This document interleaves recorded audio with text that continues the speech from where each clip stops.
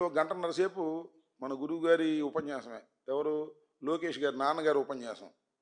పాపం పిల్లలు అల్లాడిపోయారు అనుకో. నేను సుత్తంతా చెప్పుకొచ్చాడు. 45 ఏళ్లకే నేను ముఖ్యమంత్రిని అయ్యాను అన్నాడు. అంటే ఆదర్శంగా ప్రజలకి లేదా విద్యార్థులకి అర్థం కావాలనే ఉద్దేశంతో. ఎస్ కమాన్, నువ్వు ఎలా అయ్యావు చెప్పు. చెప్పాల్సింది వాళ్ళకి. ఎవరికి? ఆ విద్యార్థులకు నువ్వు ఏ విధంగా ముఖ్యమంత్రి అయ్యావో, ఎన్టీ రామారావుని ఏ విధంగా వెన్నుపోటు పొడిచి అయ్యావో, ఏ విధంగా మీడియాని ఉపయోగించుకొని ఎన్టీ రామారావు గారిని అపాస్పాలు చేశావో, ఎన్టీ రామారావు గారి కుటుంబాన్ని ఏ విధంగా వాడుకున్నావో, వెంకటేశ్వరుని వాడుకున్నావు, హరికృష్ణ వాడుకున్న తర్వాత వాళ్ళ తొంగలు తొక్కినటువంటి విధానాన్ని నువ్వు చెప్పుంటే ఆ పిల్లలు నీకు చెప్పేవాళ్ళు సమాధానం గట్టిగా. పాపం అదేం తెలియదు కదా. పాపం చేతులు కట్టుకుని వాళ్ళు విన్నారు, నువ్వు పంతులు చెప్పినట్టుగా చెబుతుంటే వాళ్ళు విని కాముగా వెళ్ళిపోయారు. కాముగా వెళ్ళిపోవడమే కాదయో, దానిలో ఒక పాత్రధారుణ్ణి ఒక టీవీ ఇంటర్వ్యూ చేసింది. ఇంటర్వ్యూ చేస్తే సరే అతను ఏదో పాత్ర వహించాడు. ఏ పాత్ర వహించాడో నాకు తెలియదు, నాకు అనవసరం కూడా. ఎవరు నీ ఇష్టమైన పొలిటీషియన్ అంటే, నా hero, super hero Jaganmohan Reddy అని చెప్పాడు. చూసారా మీరు? చూడపోతే చూడండి. అంటే ఎందుకయ్యా నీకు జగన్మోహన్ రెడ్డి అంటే ఇష్టం అంటే, స్కూళ్ళు బాగు చేశాడండి, చదువులు బాగు చేశాడండి అని చెప్పాడు. తర్వాత దాన్ని ఏదో తిమ్మిని బొమ్మిని చేసి మళ్ళీ అతని చేత ఏదో చెప్పించుకోవడానికి ప్రయత్నం చేశాను. నేను చెప్పదలుచుకున్నటువంటి అంశం ఏమిటంటే, నువ్వు పిల్లల్ని ఎంత ట్రైనింగ్ చేసినా వారి గుండెల్లో జగన్మోహన్ రెడ్డి ఉన్నాడు. ఎందుకో తెలుసా? విద్యాలయాలని బాగు చేసినటువంటి వ్యక్తి, ఇంగ్లీష్ మీడియంను తీసుకొచ్చినటువంటి వ్యక్తి, ప్రతి వ్యక్తికి, ప్రతి పిల్లవాడికి విద్య కావాలని భావించినటువంటి వ్యక్తి, అమ్మఒడిని తీసుకొచ్చి ప్రవేశపెట్టినటువంటి వ్యక్తి. అందువల్ల విద్యార్థుల హృదయాలలో ఆ నోట విని ఆయన సూపర్ హీరోగా భావించారు. దాన్ని ఏదో మసిపూసి మారేడుకాయ చేయాలనేటువంటి ప్రయత్నం పాపం లోకేష్ గారు, చంద్రబాబు నాయుడు గారు చేసేటటువంటి ప్రయత్నం చాలా దురదృష్టకరమైనటువంటి ప్రయత్నంగా నేను ఈ విధంగా చెప్పదలుచుకున్నాను. అంతేకాదు, ఈ సోషల్ మీడియాలో జగన్మోహన్ రెడ్డి గారి మీద, వారి కుటుంబ సభ్యుల మీద, వారి సతీమణి మీద ఇన్ని రకాలుగా దూషించాలో అన్ని రకాలుగా దూషించి వారికి యూట్యూబ్లకు డబ్బులు ఇచ్చి మెయింటైన్ చేస్తున్నటువంటి దుష్ట సాంప్రదాయాన్ని ఈ రాష్ట్ర రాజకీయాల్లోకి తీసుకొచ్చినటువంటి వ్యక్తి నారా చంద్రబాబు నాయుడు గారు. దాన్ని పెంచి పోషిస్తున్నటువంటి వ్యక్తి నారా లోకేష్ గారు. నిజమైన వారసుడు. మీడియాని నమ్ముకొని బతికేటటువంటి వ్యక్తులే తప్ప ప్రజల్ని నమ్ముకుని బతికేటటువంటి వ్యక్తులు కాదు. ఎదుటి వారి మీద దుష్ప్రచారాన్ని చేయడం ద్వారా తమ యొక్క గొప్పతనాన్ని ప్రదర్శించుకోవాలనేటువంటి దుర్బుద్ధితో ఇవాళ ప్రయత్నం చేస్తున్నటువంటి వ్యక్తులు నారా చంద్రబాబు నాయుడు గారు, ఆయన కుమారుడు మన లోకేష్ గారు అని సందర్భంగా చెబుతూ, పైగా ఇంకొక విషయాన్ని కూడా ఇక్కడ నేను మీకు ప్రస్తావన చేయాలి. మూడు ఆయన చెప్పాక ఇందాక ఇద్దరు అయిపోయారు. మూడు ఆయన కొణిదెల పవన్ కళ్యాణ్ గారు, చంద్రబాబు నాయుడు గారి దత్తపుత్రుడు. 100కి 100 పాళ్ళు దత్తపుత్రుడు. శభాష్గా పనిచేస్తున్నాడు లేదు, దానిలో ఏ విధమైన సందేహం లేదు. అద్భుతంగా వైఎస్ఆర్ కాంగ్రెస్ పార్టీని దూషించడానికి, చంద్రబాబు నాయుడు గారిని మొయ్యటానికి అద్భుతంగా పనిచేస్తున్నాడు. నెంబర్ 1 ప్రైజ్ ఇవ్వాలి అతనికి, దానిలో ఏ విధమైన సందేహం లేదు. మనం చూశాం కదా మీరు, శంకర్ గుప్తా డ్రైన్ రాజూరు వెళ్ళాడు.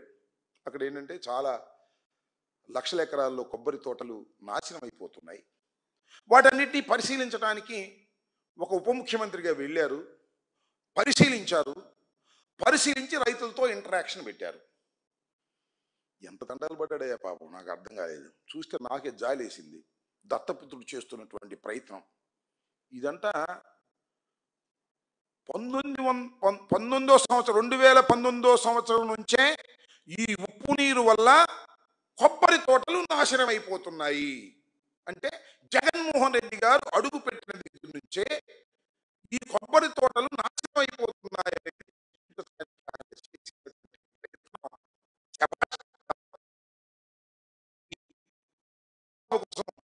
బ్రహ్మాండమైన గడ్డి కలుస్తున్నామయ్యా, ఒక్కసారి అది వినిపిస్తాను, మీరందరూ చూడాలని కూడా మనవి చేస్తున్నా ఆయన చేసిన ప్రయత్నం.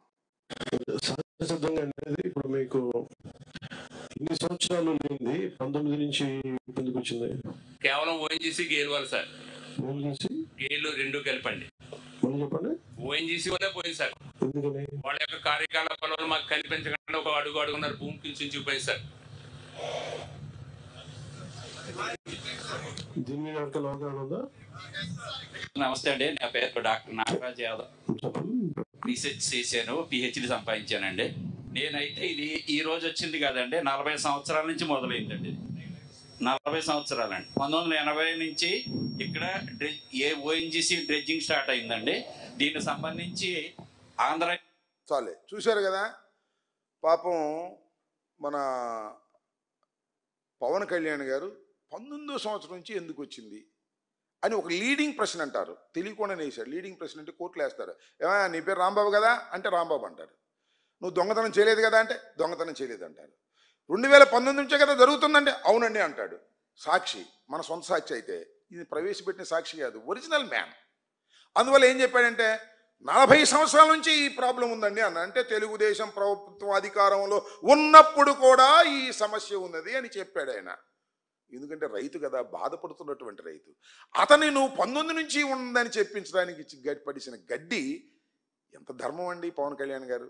నేను వీరుణ్ణి సూర్యుణ్ణి నిజాయితీగా ఉండేవాడిని అని చెప్పేవాడివి ఎందుకు చంద్రబాబు నాయుడు గారి గురించి అంత గడ్డి గడిసే కార్యక్రమం చేశావో నాకు అర్థం కాలేదు.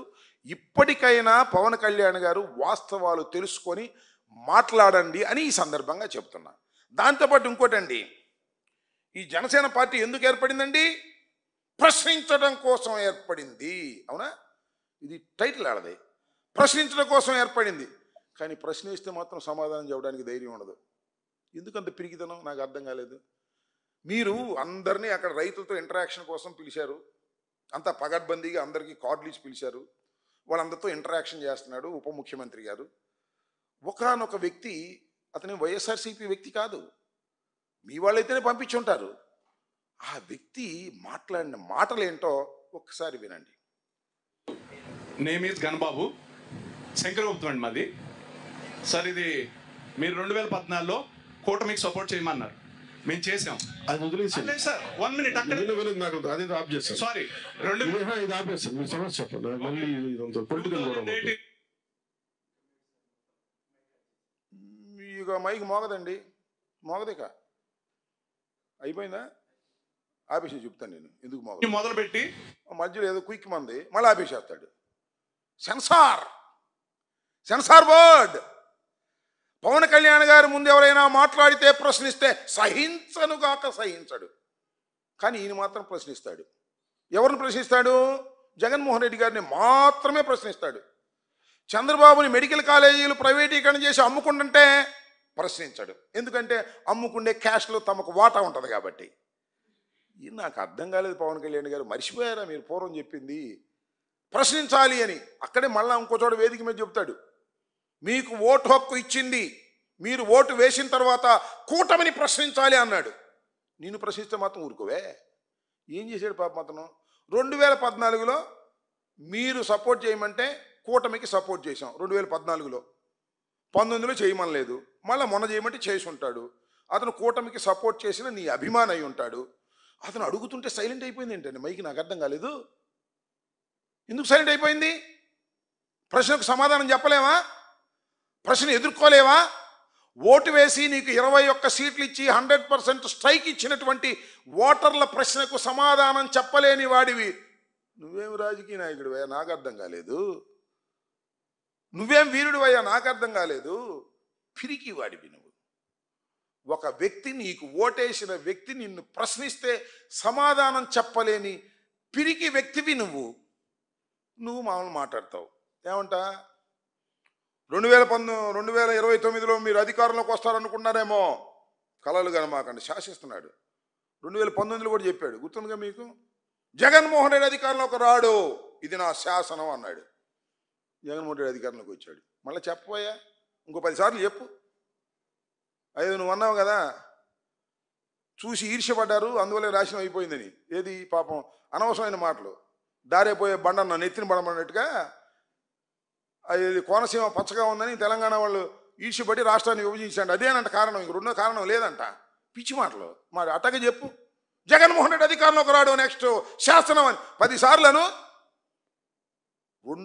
మొన్న 151 సీట్లు వచ్చినాయి. అంతకన్నా ఎక్కువ మెజార్టీతో జగన్మోహన్ రెడ్డి గారు ముఖ్యమంత్రిగా అవుతాడు. గుర్తుపెట్టుకోమని మనం చేస్తున్నాం. ఎందుకే భయం? నాకు అర్థం కాదు. రాడు రాడు రాడు అని ముందు నుంచి చెప్పుకోవాల్సిన కర్మ ఏంటి మీకు? 3.5 సంవత్సరాలు ఉంది ఎలక్షన్, అవునా? ఇప్పుడు ఎమ్మటే ఉందా? 15 సంవత్సరాల కూటమికే ఉండండి మీరు. ఎందుకు 15 సంవత్సరాల కూటమికి ఉండాలి?